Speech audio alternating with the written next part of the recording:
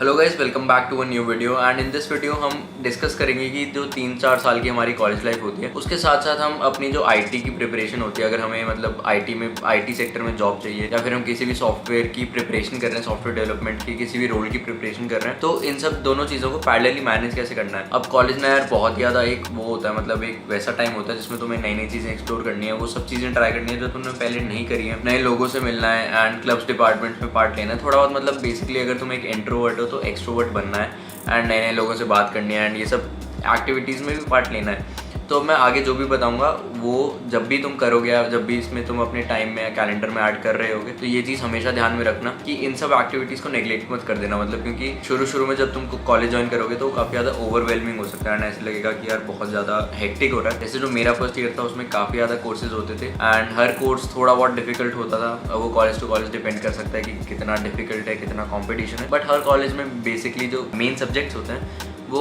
उतना ही डिफिकल्ट रहते हैं एंड मतलब तुम्हें वो बहुत ओवरवेलमिंग लग सकता है। एंड काफ़ी सारी एक्टिविटीज़ होती हैं कॉलेज में, फेस्ट होते हैं, काफ़ी सारी इधर उधर की चीज़ें होती हैं। तो ये देखना कि किस में तुम्हें अपना टाइम इन्वेस्ट करना है, किस में नहीं करना, वो थोड़ा सा ट्रिकी पार्ट हो सकता है। बट तुम्हें ये जो एक्टिविटीज़ हैं, जो एक्स्ट्रा करिकुलर एक्टिविटीज़ हैं, इनको साइड में नहीं रखना, क्योंकि मतलब तुम्हें अपनी प्रिपरेशन करनी है, तो उसके लिए इन सबको साइड में मत रख देना। तो ये वीडियो सबके लिए है और ये दिमाग में मत लाना कि तुम उस फील्ड से नहीं हो, आईटी फील्ड से नहीं हो तो तुम नहीं कर पाओगे, क्योंकि मेरे काफ़ी दोस्त इंक्लूडिंग मी ये फर्स्ट ईयर में सोचते थे कि हमारे पास सीएस नहीं है तो हम उस फील्ड में नहीं जा सकते हैं। बट हमने उसमें काफ़ी सारे प्रोजेक्ट्स बनाए हैं, अभी तक काफ़ी सारी इंटर्नशिप्स कर चुके हैं इस फील्ड में। तुम्हारे पास स्किल्स है ना तो कंपनीज इतना नहीं देखती हैं,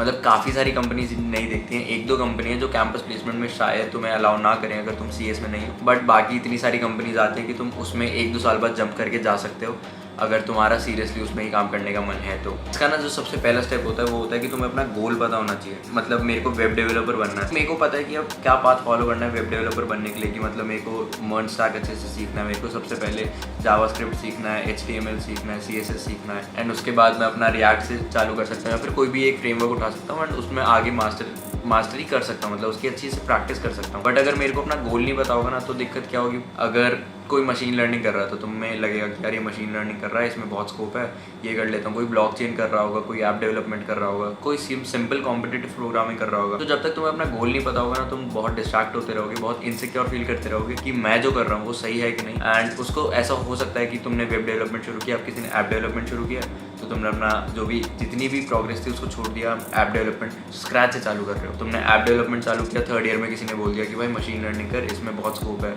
एंड मतलब AI वगैरह ये सब सीखते हैं, तो तुमने वापस से ऐप डेवलपमेंट जितना किया था उसको सब छोड़ के स्क्रैच से मशीन लर्निंग स्टार्ट करोगे, तो ऐसे एंड में तुम पूरे 4 साल बर्बाद कर दोगे एंड किसी भी एक चीज़ में मास्टर नहीं बन पाओगे, मतलब उस चीज़ को उतना अच्छे से प्रैक्टिस नहीं कर पाओगे। तो इसलिए गोल का पता होना बहुत ज़्यादा इंपॉर्टेंट है। तो जो दूसरा पॉइंट है ना वो काफ़ी इंपॉर्टेंट पॉइंट है और ये मैं पर्सनली खुद भी ट्राई कर चुका हूँ। और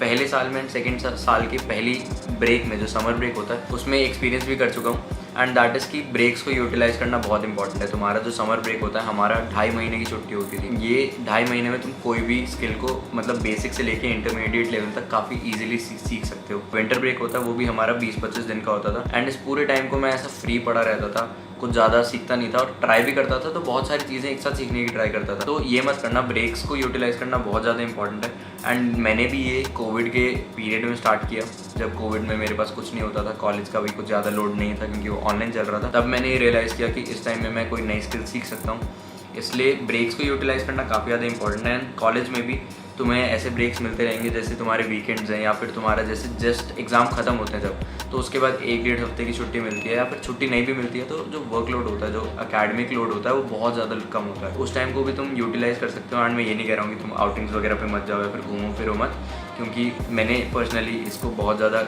प्रेफरेंस दी थी अपनी कॉलेज लाइफ में एंड ये भी बहुत इंपॉर्टेंट है यार, क्योंकि बाद में ना मतलब मेमोरीज़ के लिए कुछ होना चाहिए, खाली काम ही नहीं होना चाहिए। तो इसलिए थोड़ा बहुत जो ये ब्रेक्स होते हैं तुम्हारे, इसको भी अच्छे से यूटिलाइज़ करो एंड इसमें स्किल सीखो। एंड वीकडेज़ में जब तुम्हारा जो भी कॉलेज का काम होता है या फिर जो भी शाम को तुम्हें 1 घंटा निकालना है, कभी भी 1 घंटा 1.5 घंटा निकाल के तुम अपने जो भी तुमने नई चीज़ सीखी है उसको प्रैक्टिस कर सकते हो। एंड इसमें ना एक छोटी सी टिप और है कि अपने साथ कोई भी एक दोस्त को पकड़ लो, मतलब एक ही, ज़्यादा ग्रुप नहीं बनाना है क्योंकि उसमें तुम नहीं पढ़ने वाले, कोई एक दोस्त को पकड़ा एंड उसके साथ क्वेश्चन सॉल्व करने की ट्राई करो, तो ना उससे तुम्हारे पास ना एक मतलब छोटी सी वो होती है कि मतलब वो होता है कि अकाउंटेबिलिटी फैक्टर होता है कि मतलब वो कर रहा है तो मैं भी कर लेता हूँ, एंड ऐसा हो सकता है कि किसी दिन उसका मन नहीं है लेकिन तुम कर रहे हो तो वो भी तुम्हारे साथ साथ कर ले, तो इससे तुम्हारा ना जो